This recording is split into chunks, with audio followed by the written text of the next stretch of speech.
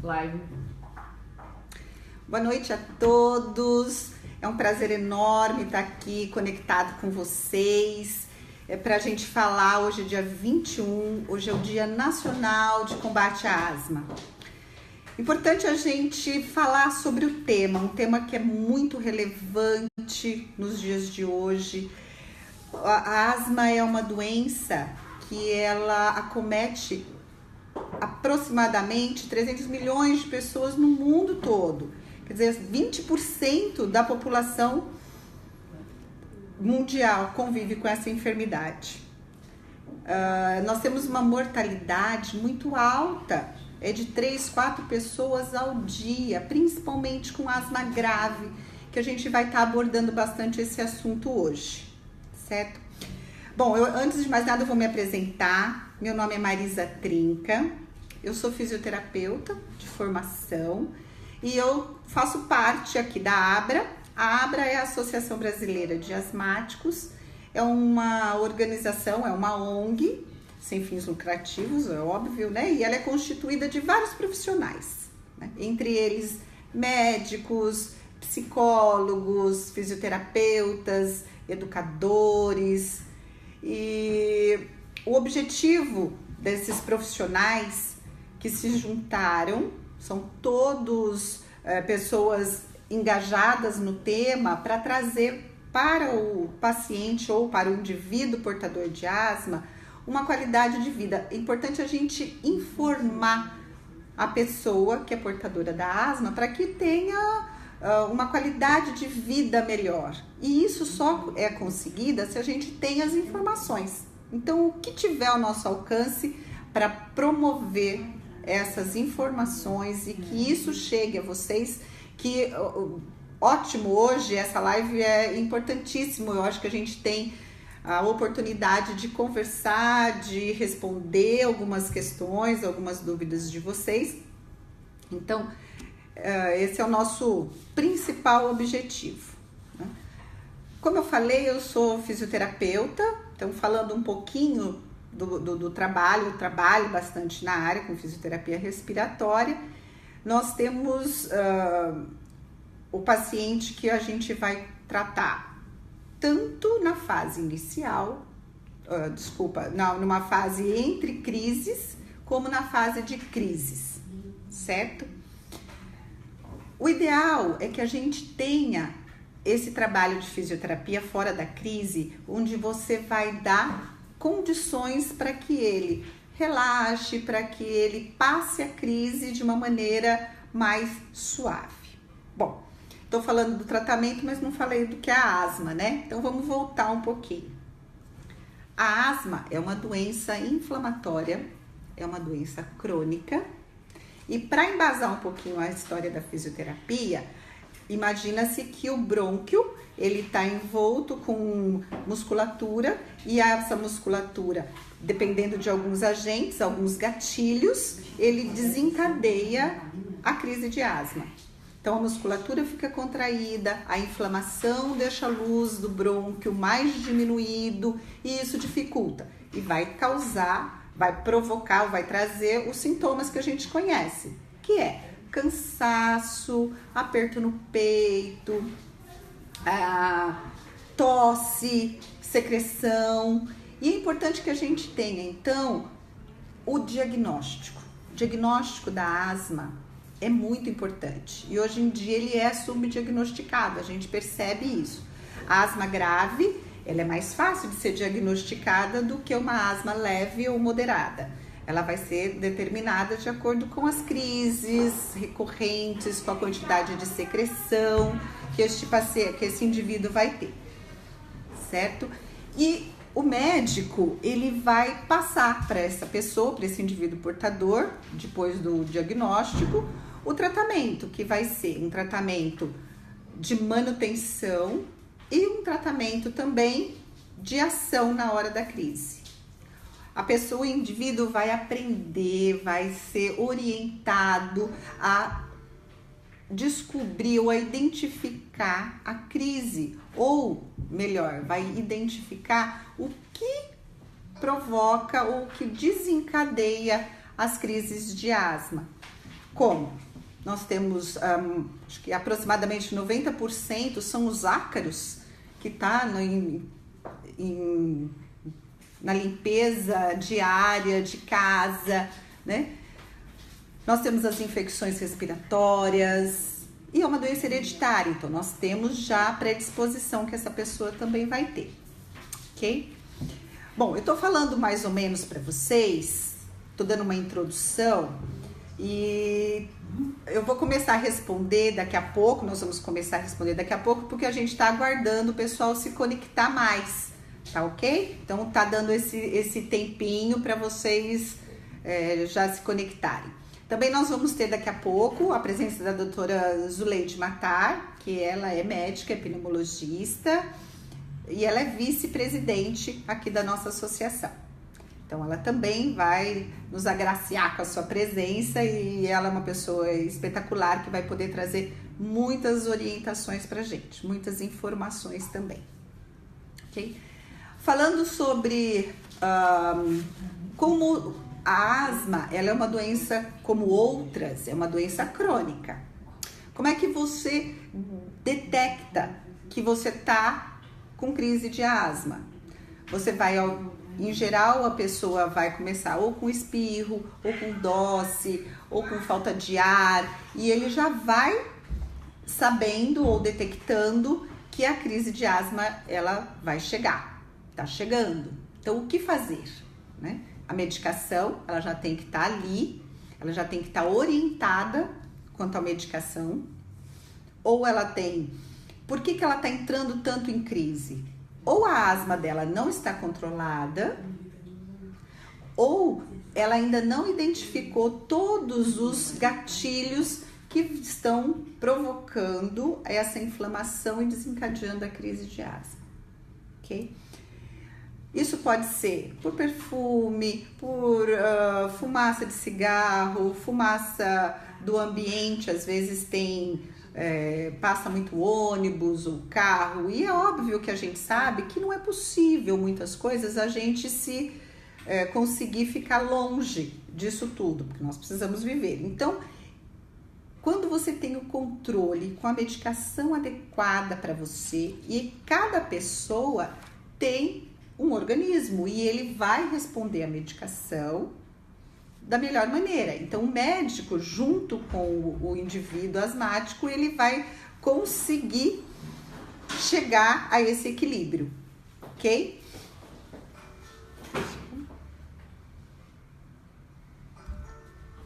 Por isso, hoje a gente está falando bastante sobre asma, conscientizar, informar é a melhor maneira, que é dessa maneira que as pessoas vão ter controle da asma.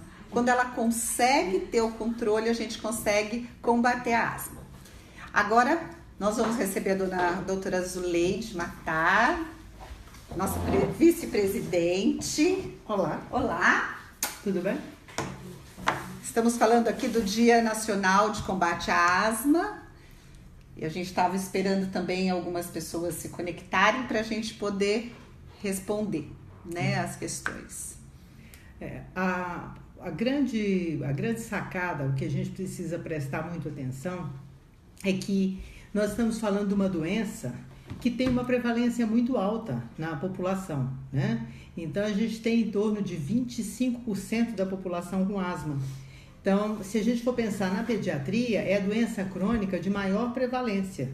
Então, é muito comum, isso é uma doença que afeta uma grande parte da população. E por esse motivo é tão importante que as pessoas se esclareçam, que as pessoas saibam do que a gente está falando, que as pessoas tenham consciência de que são asmáticos. Porque pensa bem, se a gente não presta atenção assim, diz assim, não, eu não sou asmático, eu não sei o que é, eu tenho bronquite só. Quando a gente está fazendo uma live como hoje ou qualquer assunto, o que você vai pensar? Esse assunto não me diz respeito, porque eu não sou asmático. Então, é importante saber que a asma é uma doença inflamatória crônica que afeta 20 a 25% da população e que pode se manifestar de várias formas. Uma das formas é só com tosse. Então, por exemplo, para você que é mamãe, para você que é o papai, se o seu filho costuma ter muita tosse, cansaço, falta de ar, presta atenção. Isso pode não ser só um simples resfriado, isso pode ser asma, entendeu? Isso é uma coisa muito importante para saber. Nessa época do ano, é muito comum os consultórios da gente, dos pediatras, dos pneumologistas, dos alergistas, dos clínicos, ficam cheios de pessoas que dizem assim: tô resfriado de novo, tô gripado de novo. A gente sabe que existe muito resfriado mesmo, mas para o asmático, o resfriado é uma piora muito grande. E é nesse período que os fisioterapeutas mais trabalham, né, Marisa? Porque a gente tem que trabalhar em parceria. A asma a gente não trata só com o médico, a gente trata com o médico, com o remédio e com todo o apoio de todas as especialidades que trabalham lado a lado.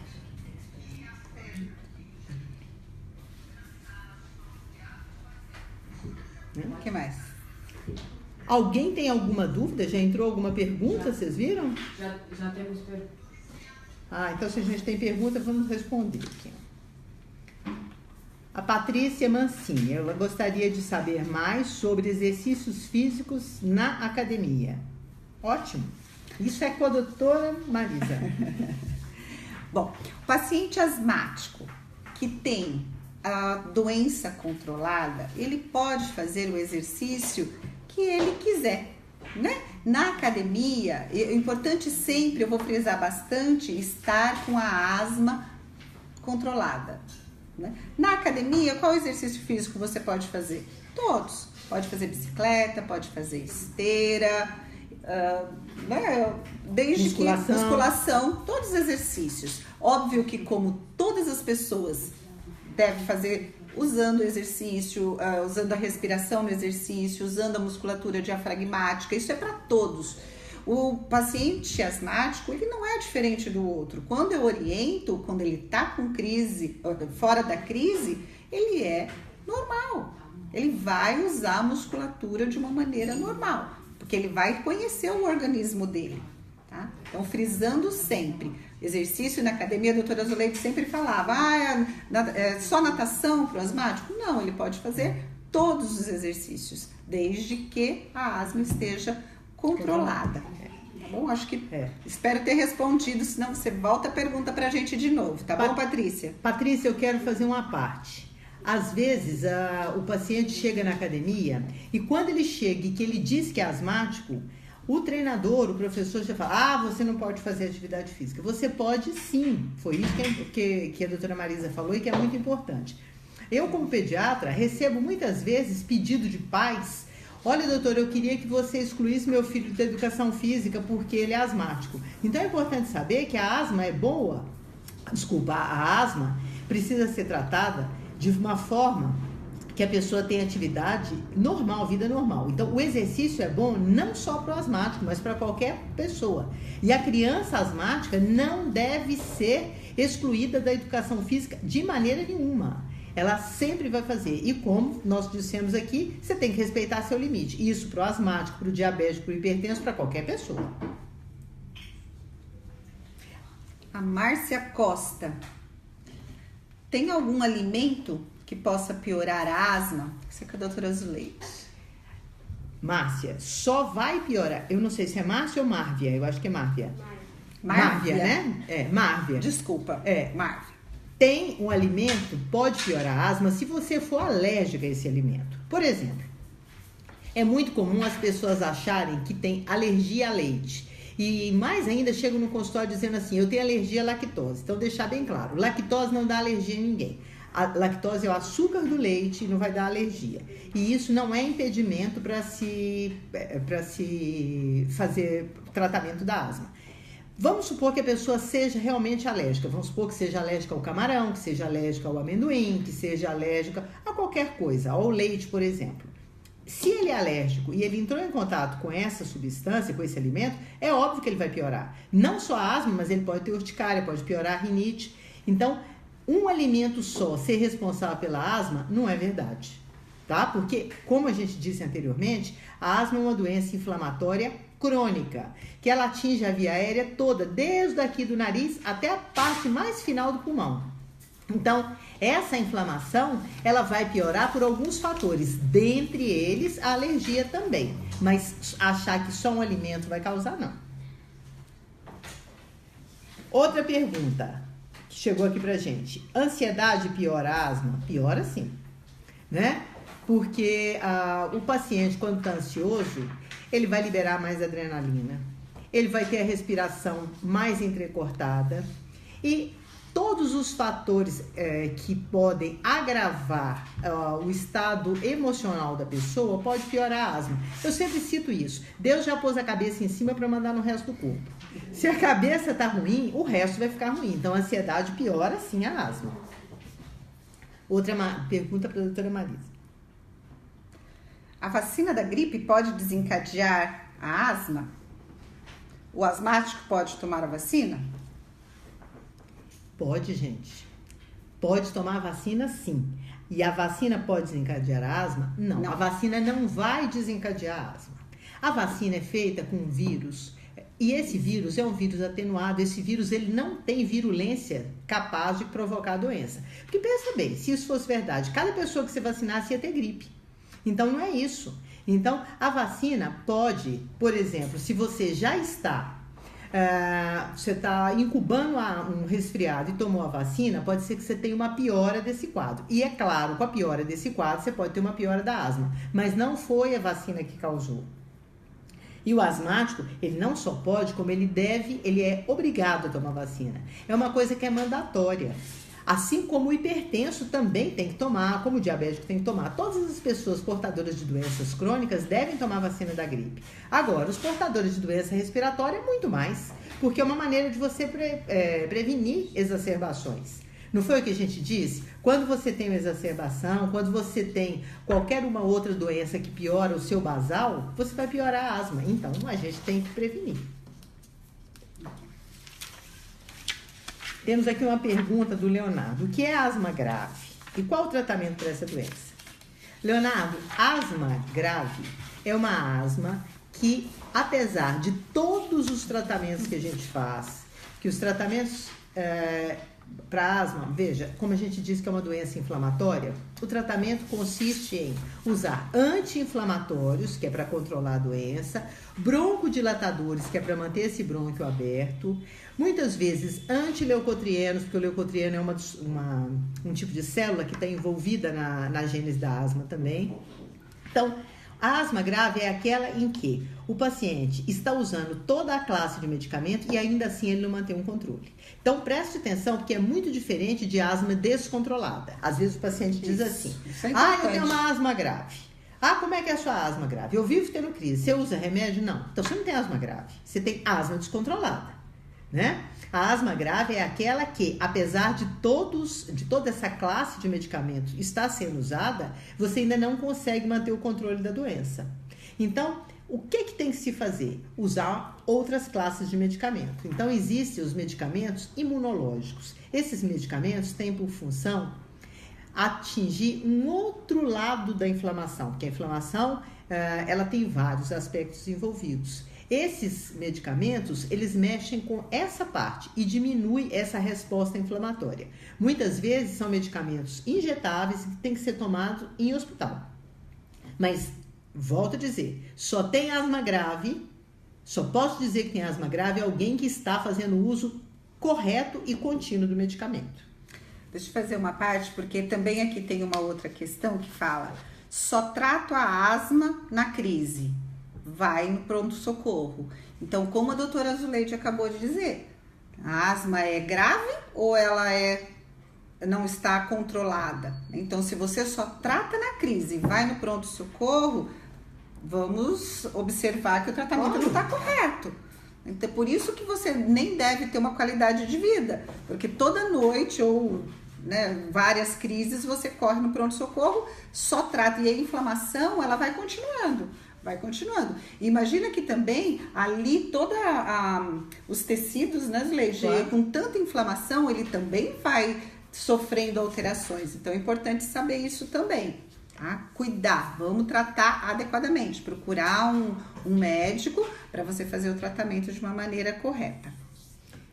Então, aqui falou, né? A Juliana perguntou como é o tratamento da asma grave. É isso, Juliana. Além de todos os medicamentos que a gente utiliza para o tratamento da asma, você ainda tem esses outros medicamentos que são os imunobiológicos, tá?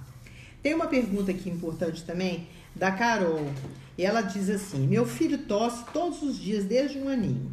Só esse sintoma aparece nele. Mesmo tomando os medicamentos usados, a tosse não passa. Isso é normal? Eu não sei quais os medicamentos que você está usando. Mas posso te garantir que uma criança tossir todos os dias não é normal. Então, às vezes o paciente diz assim pra gente, você pergunta, você tá bem? Tô, doutor, eu tô com minha tosse normal. Não existe tosse normal, gente. Assim como não tem dor de cabeça normal, assim como não tem hipertensão normal. Então, Carol, a primeira coisa é saber, assim, conversar com o seu médico. Você está dizendo, apesar de todos os medicamentos. Eu não sei. De repente, você está usando medicamentos para tosse e não para asma, né? E a gente tem, para asma, que usar um medicamento que controla essa inflamação. Então, veja, muitas vezes o grande medo do paciente é a tal da bombinha. Mas eu não vou usar a bombinha. Tem até uma pergunta aqui, né? Aqui, bombinha, exatamente. Então, o que é bombinha? Bombinha nada mais é do que o mesmo anti-inflamatório, só que ele é usado na forma de spray. Então, veja, a gente tem que usar o corticoide. Esse corticoide, ele é inalado. Ele pode ser inalado na forma de spray, na forma de pó, na forma de nebulização. Tudo isso é corticoide inalado. E quando ele vem na forma de spray, é que a gente chama de bombinha, porque a gente acha que aquela bombinha serve só para aquilo. Mas a gente tem bombinha para crise e bombinha para o controle da doença. Vai depender de qual o seu filho está usando. Se você está me dizendo que ele está usando só o da crise, ele não está tratando. Então, não adianta ele usar o remédio para a crise todos os dias, se ele não usar o anti-inflamatório. Porque o remédio da crise, ele só deixa o brônquio aberto. Entendeu? Então, é importante o anti-inflamatório. Então, voltando à pergunta de bombinha mata. Não, bombinha não mata. Bombinha não mata nem a de uso contínuo e nem a de resgate. O broncodilatador, ele serve para tirar você da crise. Naquele momento em que seu bronco está fechado e que não passa ar. Então, quem pode morrer, às vezes, quando a gente vê as mortes, não é pelo uso do medicamento, é pela falta dele. Não é isso? Exatamente. Mais pergunta aqui. Posso nadar para melhorar a minha asma? A gente sempre brinca, né, que isso também é um mito, que todo asmático, ele tinha que fazer, o exercício dele era natação e só. E hoje nós sabemos que não. Tendo a sua doença controlada, ele pode nadar, ele pode fazer corrida, ele pode fazer natação também.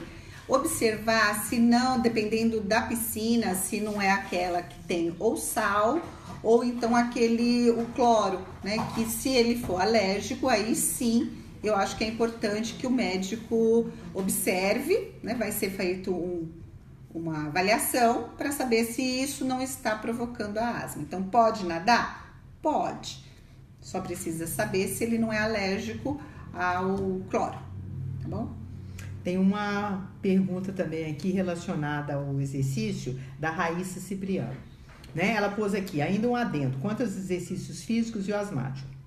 Já existem estudos que comprovam a eficácia do exercício aeróbico desinflamando o pulmão. Então, além do asmático poder praticar exercício, ele deve praticar. Isso entra em reabilitação pulmonar, certo, doutora? Certíssimo, Raíssa. Certíssimo, perfeito. É essa a história, é essa a questão. Nós precisamos desinflamar a gente. Tem que lembrar o que a gente está falando de asma. É uma inflamação. Quando você corta o dedo, você está com o dedo inflamado, você não vai deixar aquele dedo aberto, você vai tentar cuidar, vai passar uma pomada, vai fazer esse tipo de cuidado. Com o pulmão é a mesma coisa. Ele está inflamado, então tudo que puder desinflamá-lo é melhor. E o exercício físico, sim, ele vai ter atividade desinflamatória, anti-inflamatória. Por quê? Esse paciente vai liberar oxigênio, ele vai ter uma melhor perfusão pulmonar e vai melhorar. É isso sim. A reabilitação é parte importante do tratamento. E veja bem, vamos completar isso, o que você está falando do exercício físico, respiratório. Imagina que isso é importante para quem tem câncer, precisa fazer exercício. Para quem tem a parte cardíaca comprometida, precisa fazer exercício. Quem tem diabetes, precisa fazer exercício. Imagina então quem tem a asma, que é uma doença crônica e inflamatória. Então, mais ainda. Tem aqui mais duas perguntas. da Miriam Portela, ó. Ela é asmática, usa medicamento e sempre está com crise. Como posso aliviar essas crises? Eu posso te garantir que você não está tratando direito. Porque se você é asmática e usa o medicamento, veja, não é que o seu medicamento é ruim. Muitas vezes o remédio é excelente, a prescrição está adequada, mas a técnica está ruim. Às vezes você não entendeu direito como é que você tem que fazer para inspirar, para fazer a deposição pulmonar.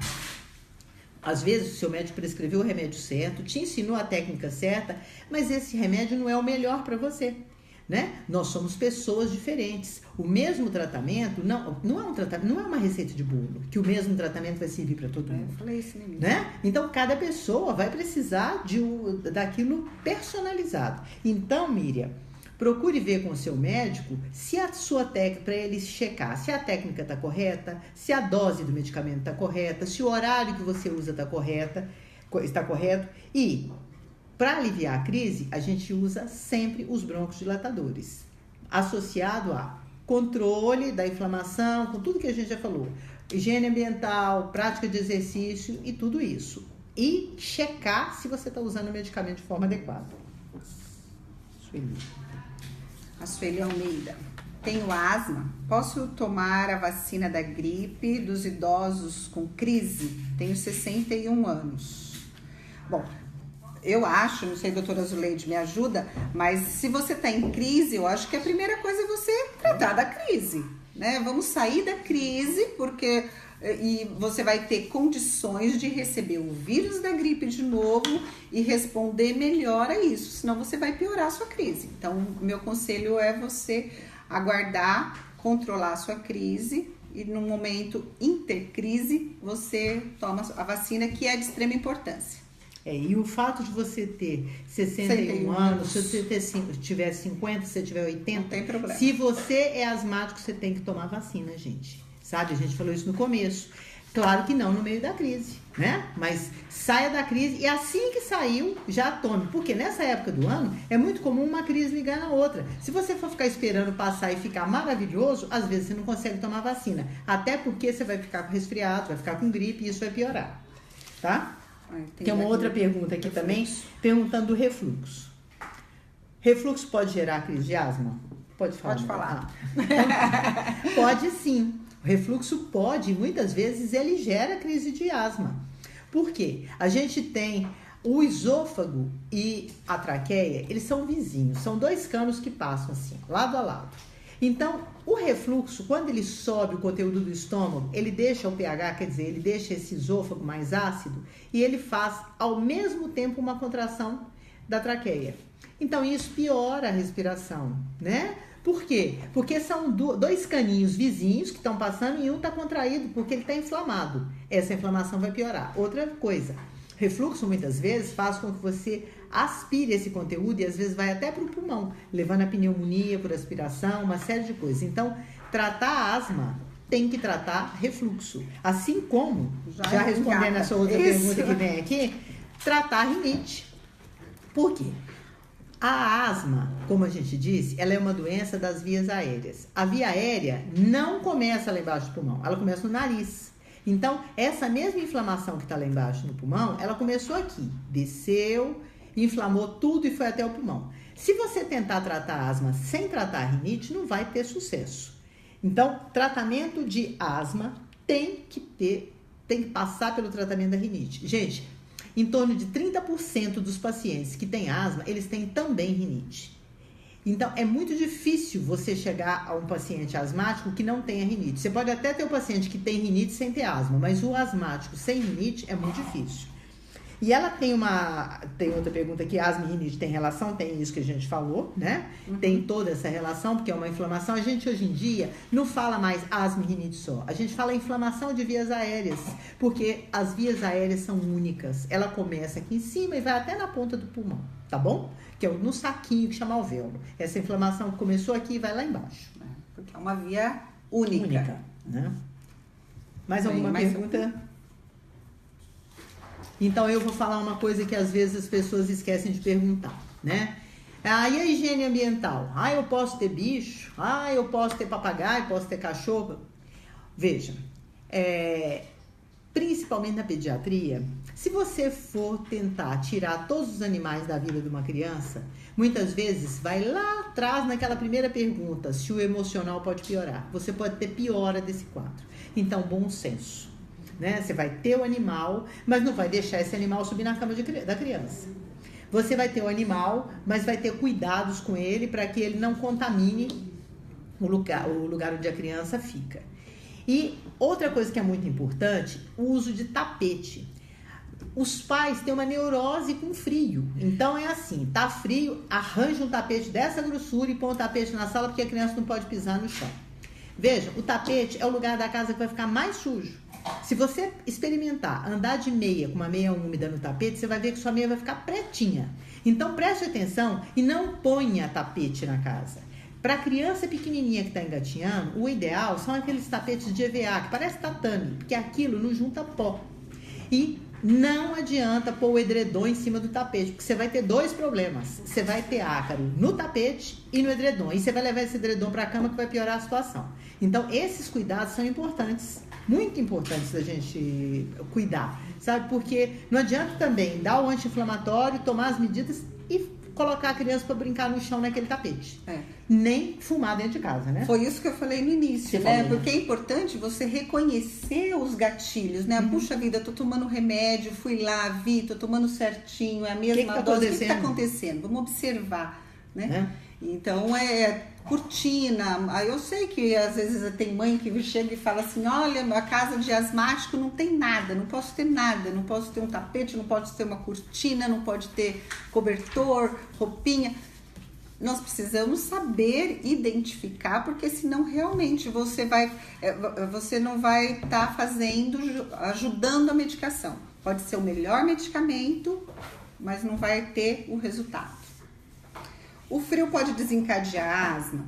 Na realidade, o frio, a alternância aqui de temperatura, ela não é ela que desencadeia, mas ela pode provocar, né, Zuleide, na realidade. Ele é um gatilho. É um também. gatilho. Né? É um gatilho. Porque o nariz, por exemplo, ele aquece o ar para ir para os pulmões, para o pulmão. Imagina no frio, né? O trabalho todo que tem. E a gente sabe que tem muito mais bactérias, muito mais vírus, muito mais infecções respiratórias, então pode desencadear asma, sim. O clima frio e seco é o pior clima para o asmático. Por isso, quando a gente fala de fazer exercício sim, mas aquecido. No inverno você sabe fazer a sua caminhada, não se esqueça de levar um cachecol e muitas vezes colocar sobre o rosto para você receber esse ar já um pouquinho mais aquecido. Então isso é importante saber. Tá? Vamos passar umas informações aqui para vocês.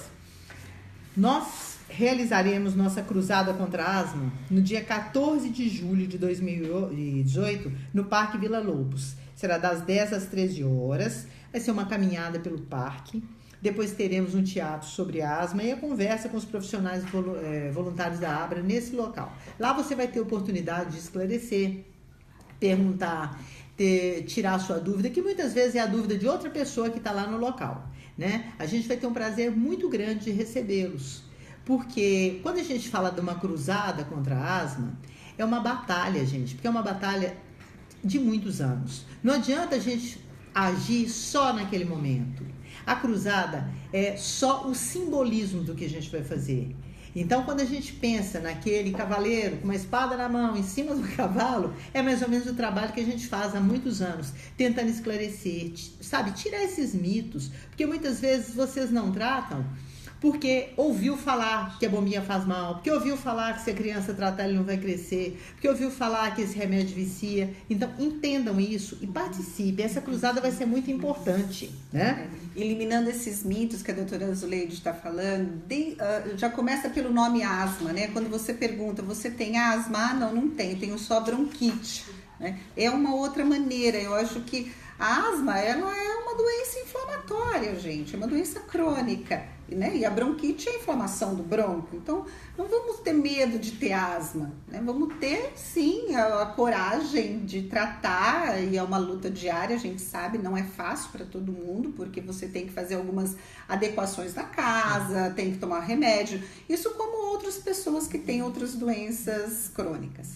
tá? Então, por isso que a gente está aqui nessa luta, como disse a doutora Zuleide, diária, porque nós, como profissionais da saúde, o objetivo, como eu também já falei, que é informar. A gente gostaria realmente que essas informações chegassem até vocês de uma maneira adequada para conviver melhor com a asma, tá?